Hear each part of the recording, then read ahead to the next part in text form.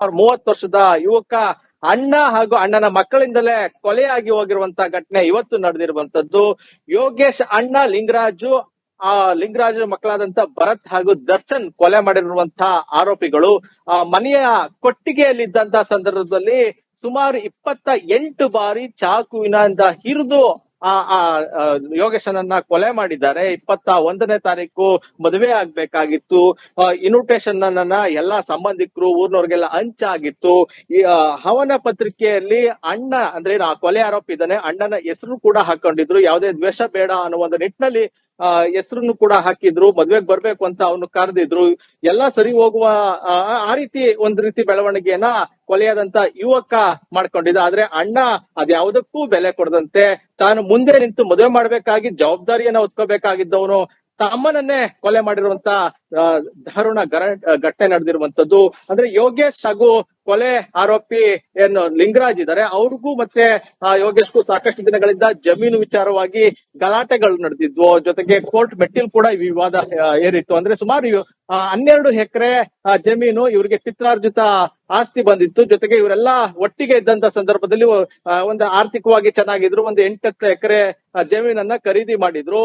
ಅವರ ತಂದೆ ಅಂದ್ರೆ ಏನು ಆರೋಪಿ ಕೊಲೆ ಆಗಿರುವ ಯೋಗೇಶ್ ಇದ್ದಾರೆ, ಅವರ ತಂದೆ ಸತ್ತ ಬಳಿಕ ಯೋಗೇಶ್ ಅಣ್ಣ ಅಂದ್ರೆ ಕೊಲೆ ಆರೋಪಿ ಆಗಿರುವಂತ ಲಿಂಗರಾಜ್ ಹೆಸರಿಗೆ ಎಲ್ಲಾ ಆಸ್ತಿಯನ್ನ ಮಾಡಿದ್ರು. ಯಾಕೆಂದ್ರೆ ಒಂದಷ್ಟು ಲೋನ್ಗಳನ್ನ ತೆಗೆದುಕೊಳ್ಳೋಕೆ ಅವ್ರ ಹೆಸರು ಅಂದ್ರೆ ಒಬ್ಬರ ಹೆಸರಿಗೆ ಖಾತೆ ಮಾಡಿಸ್ಬೇಕಾಗಿತ್ತು. ಎಲ್ಲಾರು ಹಂಚ್ಕೋಬಹುದಿತ್ತು. ಆದ್ರೆ ಒಂದ್ ನಂಬಿಕೆ ಮೇಲೆ ಲಿಂಗರಾಜ್ ಹೆಸರಿಗೆ ಮಾಡಿಸಿದ್ರು. ಆದ್ರೆ ಆ ಆಸ್ತಿಯನ್ನ ಎಲ್ಲರಿಗೂ ಹಂಚುವಂತ ಸಂದರ್ಭದಲ್ಲಿ, ಅವರ ಅಣ್ಣ ತಮ್ಮಂದಿರಿಗೆ ಹಂಚುವಂತ ಸಂದರ್ಭದಲ್ಲಿ ನಾನು ಹಂಚೋದಿಲ್ಲ, ಇದು ನನ್ನ ಹೆಸರಲ್ಲಿ ಇದೆ ಅನ್ನೋ ಒಂದು ನಿಟ್ಟಿನಲ್ಲಿ ಏನು ದ್ವೇಷ ಮಾಡ್ಕೊಂಡು ಬಂದಿದ್ರು. ಜೊತೆಗೆ ಜಗಳ ಮಾಡ್ಕೊಂಡ್ ಬಂದಿದ್ರು. ಅದ್ರ ಜೊತೆಗೆ ಲಿಂಗರಾಜು ತನ್ನ ಪತ್ನಿ ಹೆಸರಿಗೆ ಇಡೀ ಆಸ್ತಿಯನ್ನ ಬರ್ದಿದ್ರು. ಎಲ್ಲರಿಗೂ ಅಣ್ಣ ತಮ್ಮದಿರು ಜೊತೆಗೆ ಅಕ್ಕ ತಂಗಿದಿರಿಗೆ ಮೋಸ ಮಾಡುವ ನಿಟ್ಟಿನಲ್ಲಿ ಒಂದಷ್ಟು ಕೆಲಸವನ್ನ ಮಾಡಿದ್ರು. ಇದು ಕುಟುಂಬಗಳ ಅಂದ್ರೆ ಅಣ್ಣ ತಮ್ಮಂದಿರ ನಡುವೆ ದ್ವೇಷ ಬೆಳೆಯೋದಕ್ಕೆ ಕಾರಣವಾಗಿತ್ತು. ಸಾಕಷ್ಟು ದಿನಗಳಿಂದ ದ್ವೇಷವು ಕೂಡ ಬೆಳೆದಿತ್ತು. ಇನ್ನು ಇತ್ತೀಚೆಗಷ್ಟೇ ಕೊಲೆಯಾದಂತ ಯೋಗೇಶ್ ತನ್ನ ಪಾಲಿನ ಆಸ್ತಿ ಜೊತೆಗೆ ನಮ್ಮ ಅಣ್ಣ ತಮ್ಮದಿರ ಆಸ್ತಿಯನ್ನ ನನ್ನ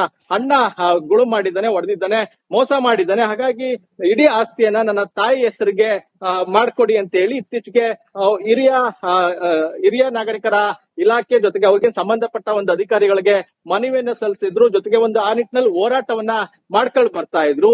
ಇದು ಏನು ಹೇಗಾದ್ರೂ ಮಾಡಿ ಯೋಗೇಶ್ನ ಮುಗಿಸ್ಬಿಟ್ರೆ ಇಡೀ ಆಸ್ತಿ ನನ್ನದಾಗುತ್ತೆ ಅನ್ನೋ ಒಂದು ದುರುದ್ದೇಶ.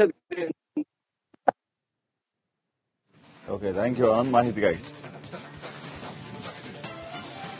30 ವರ್ಷದ ಯುವಕ ಅಣ್ಣ ಹಾಗೂ ಅಣ್ಣನ ಮಕ್ಕಳಿಂದಲೇ ಕೊಲೆಯಾಗಿ ಹೋಗಿರುವಂತಹ ಘಟನೆ ಇವತ್ತು ನಡೆದಿರುವಂತದ್ದು. ಯೋಗೇಶ್ ಅಣ್ಣ ಲಿಂಗರಾಜು ಮಕ್ಕಳಾದಂತ ಭರತ್ ಹಾಗೂ ದರ್ಶನ್ ಕೊಲೆ ಮಾಡಿರುವಂತಹ ಆರೋಪಿಗಳು ಮನೆಯ ಕೊಟ್ಟಿಗೆಯಲ್ಲಿದ್ದಂತಹ ಸಂದರ್ಭದಲ್ಲಿ ಸುಮಾರು 28 ಬಾರಿ ಚಾಕುವಿನಿಂದ ಹಿರಿದು ಯೋಗೇಶನನ್ನ ಕೊಲೆ ಮಾಡಿದ್ದಾರೆ. 21ನೇ ತಾರೀಕು ಮದುವೆ ಆಗ್ಬೇಕಾಗಿತ್ತು. ಇನ್ವಿಟೇಷನ್ ಅನ್ನ ಎಲ್ಲಾ ಸಂಬಂಧಿಕರು ಊರ್ನವ್ರಿಗೆಲ್ಲ ಹಂಚಾಗಿತ್ತು. ಈ ಹವನ ಪತ್ರಿಕೆಯಲ್ಲಿ ಅಣ್ಣ ಅಂದ್ರೆ ಕೊಲೆ ಆರೋಪಿ ಇದ್ದಾನೆ, ಅಣ್ಣನ ಹೆಸರು ಕೂಡ ಹಾಕೊಂಡಿದ್ರು. ಯಾವುದೇ ದ್ವೇಷ ಬೇಡ ಅನ್ನೋ ಒಂದು ನಿಟ್ಟಿನಲ್ಲಿ ಹೆಸರನ್ನು ಕೂಡ ಹಾಕಿದ್ರು. ಮದ್ವೆಗ್ ಬರ್ಬೇಕು ಅಂತ ಅವನು ಕರೆದಿದ್ರು. ಎಲ್ಲಾ ಸರಿ ಹೋಗುವ ಆ ರೀತಿ ಒಂದ್ ರೀತಿ ಬೆಳವಣಿಗೆಯನ್ನ ಕೊಲೆಯಾದಂತ ಯುವಕ ಮಾಡ್ಕೊಂಡಿದ್ದ. ಆದ್ರೆ ಅಣ್ಣ ಅದ್ಯಾವುದಕ್ಕೂ ಬೆಲೆ ಕೊಡದಂತೆ ತಾನು ಮುಂದೆ ನಿಂತು ಮದುವೆ ಮಾಡ್ಬೇಕಾಗಿ ಜವಾಬ್ದಾರಿಯನ್ನ ಹೊತ್ಕೋಬೇಕಾಗಿದ್ದವನು ತಮ್ಮನನ್ನೇ ಕೊಲೆ ಮಾಡಿರುವಂತ ದಾರುಣ ಘಟನೆ ನಡೆದಿರುವಂತದ್ದು. ಅಂದ್ರೆ ಯೋಗೇಶ್ ಹಾಗೂ ಕೊಲೆ ಆರೋಪಿ ಏನು ಲಿಂಗರಾಜ್ ಇದ್ದಾರೆ, ಅವ್ರಿಗೂ ಮತ್ತೆ ಯೋಗೇಶ್ಗೂ ಸಾಕಷ್ಟು ದಿನಗಳಿಂದ ಜಮೀನು ವಿಚಾರವಾಗಿ ಗಲಾಟೆಗಳು ನಡೆದಿದ್ವು. ಜೊತೆಗೆ ಕೋರ್ಟ್ ಮೆಟ್ಟಿಲ್ ಕೂಡ ಈ ವಿವಾದ ಏರಿತ್ತು. ಅಂದ್ರೆ ಸುಮಾರು 12 ಎಕರೆ ಜಮೀನು ಇವರಿಗೆ ಪಿತ್ರಾರ್ಜಿತ ಆಸ್ತಿ ಬಂದಿತ್ತು. ಜೊತೆಗೆ ಇವರೆಲ್ಲ ಒಟ್ಟಿಗೆ ಇದ್ದಂತ ಸಂದರ್ಭದಲ್ಲಿ ಒಂದು ಆರ್ಥಿಕವಾಗಿ ಚೆನ್ನಾಗಿದ್ರು. ಒಂದು 8 ಎಕರೆ ಜಮೀನನ್ನ ಖರೀದಿ ಮಾಡಿದ್ರು.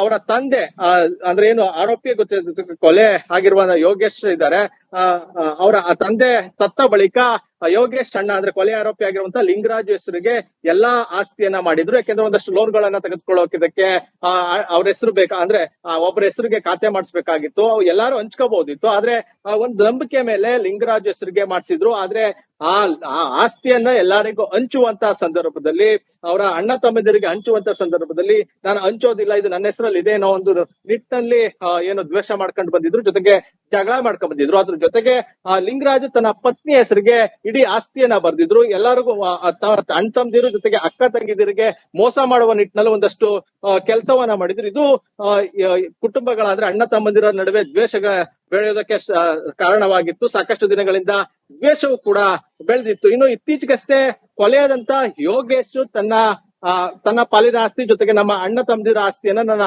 ಅಣ್ಣ ಗುಳು ಮಾಡಿದ್ದಾನೆ, ಹೊಡೆದಿದ್ದಾನೆ, ಮೋಸ ಮಾಡಿದ್ದಾನೆ. ಹಾಗಾಗಿ ಇಡೀ ಆಸ್ತಿಯನ್ನ ನನ್ನ ತಾಯಿ ಹೆಸರಿಗೆ ಮಾಡ್ಕೊಡಿ ಅಂತ ಹೇಳಿ ಇತ್ತೀಚೆಗೆ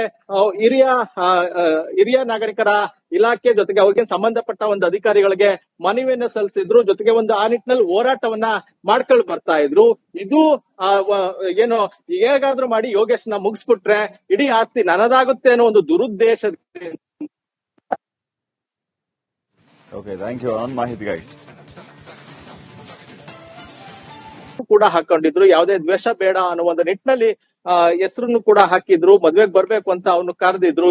ಎಲ್ಲಾ ಸರಿ ಹೋಗುವ ಆ ರೀತಿ ಒಂದ್ ರೀತಿ ಬೆಳವಣಿಗೆಯನ್ನ ಕೊಲೆಯಾದಂತ ಯುವಕ ಮಾಡ್ಕೊಂಡಿದ್ದ. ಆದ್ರೆ ಅಣ್ಣ ಅದ್ಯಾವುದಕ್ಕೂ ಬೆಲೆ ಕೊಡದಂತೆ ತಾನು ಮುಂದೆ ನಿಂತು ಮದುವೆ ಮಾಡ್ಬೇಕಾಗಿ ಜವಾಬ್ದಾರಿಯನ್ನ ಹೊತ್ಕೋಬೇಕಾಗಿದ್ದವನು ತಮ್ಮನನ್ನೇ ಕೊಲೆ ಮಾಡಿರುವಂತ ದಾರುಣ ಘಟನೆ ನಡೆದಿರುವಂತದ್ದು. ಅಂದ್ರೆ ಯೋಗೇಶ್ ಹಾಗೂ ಕೊಲೆ ಆರೋಪಿ ಏನು ಲಿಂಗರಾಜ್ ಇದ್ದಾರೆ, ಅವ್ರಿಗೂ ಮತ್ತೆ ಯೋಗೇಶ್ಗೂ ಸಾಕಷ್ಟು ದಿನಗಳಿಂದ ಜಮೀನು ವಿಚಾರವಾಗಿ ಗಲಾಟೆಗಳು ನಡೆದಿದ್ವು. ಜೊತೆಗೆ ಕೋರ್ಟ್ ಮೆಟ್ಟಿಲು ಕೂಡ ಈ ವಿವಾದ ಏರಿತ್ತು. ಅಂದ್ರೆ ಸುಮಾರು 12 ಎಕರೆ ಜಮೀನು ಇವರಿಗೆ ಪಿತ್ರಾರ್ಜಿತ ಆಸ್ತಿ ಬಂದಿತ್ತು. ಜೊತೆಗೆ ಇವರೆಲ್ಲ ಒಟ್ಟಿಗೆ ಇದ್ದಂತ ಸಂದರ್ಭದಲ್ಲಿ ಒಂದು ಆರ್ಥಿಕವಾಗಿ ಚೆನ್ನಾಗಿದ್ರು. ಒಂದು 8 ಎಕರೆ ಜಮೀನನ್ನ ಖರೀದಿ ಮಾಡಿದ್ರು.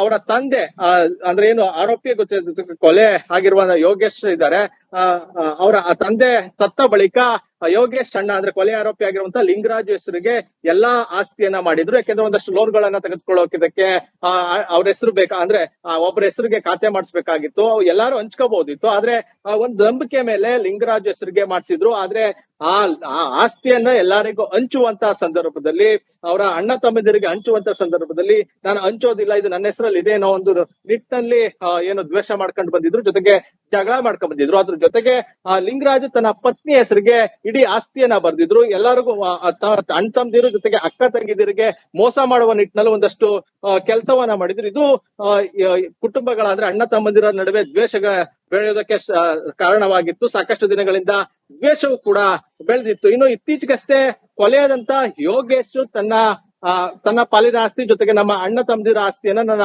ಅಣ್ಣ ಗುಳು ಮಾಡಿದ್ದಾನೆ, ಹೊಡೆದಿದ್ದಾನೆ, ಮೋಸ ಮಾಡಿದ್ದಾನೆ. ಹಾಗಾಗಿ ಇಡೀ ಆಸ್ತಿಯನ್ನ ನನ್ನ ತಾಯಿ ಹೆಸರಿಗೆ ಮಾಡ್ಕೊಡಿ ಅಂತ ಹೇಳಿ ಇತ್ತೀಚೆಗೆ ಹಿರಿಯ ನಾಗರಿಕರ ಇಲಾಖೆ ಜೊತೆಗೆ ಅವ್ರಿಗೆ ಸಂಬಂಧಪಟ್ಟ ಒಂದು ಅಧಿಕಾರಿಗಳಿಗೆ ಮನವಿಯನ್ನ ಸಲ್ಲಿಸಿದ್ರು. ಜೊತೆಗೆ ಒಂದು ಆ ನಿಟ್ಟಿನಲ್ಲಿ ಹೋರಾಟವನ್ನ ಮಾಡ್ಕೊಂಡು ಬರ್ತಾ ಇದ್ರು.